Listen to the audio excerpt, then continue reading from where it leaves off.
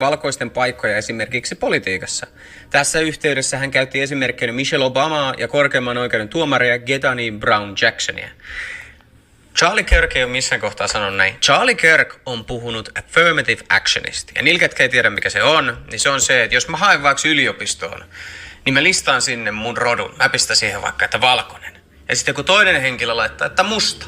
Ja sitten jos meillä on saman verran pisteitä tai lähes saman verran pisteitä, itse asiassa taitaa mennä niin, että musta henkilö saa tietyn pistemäärä siihen lisäksi. Ja vaikka mulla olisi alun perin enemmän pisteitä, niin tämä henkilö menee minun ohitseni. Tämä on affirmative action. Ja tämän perusteella hän sanoi esimerkiksi näistä afroamerikkalaisista naisista, mitä hän käytti tässä esimerkkinä, että on mennyt pätevämpien naisten ohi, jotka ei ole samaa rotua. Ja erityisesti sitä vahingoittaa itse asiassa aasialaistaustaisia ja intialaistaustaisia henkilöitä.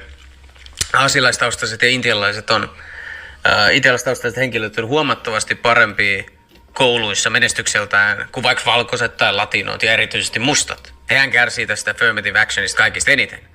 Monethan intialaiset on tehnyt niin, että kun he saattaa olla siinä rajoilla, että kummaksi he tulkitaan, niin he merkannut itsensä mustaksi. Ja sillä he on päässyt sinne opiskelupaikkaan tai siihen työhön, mihin ne haluaa.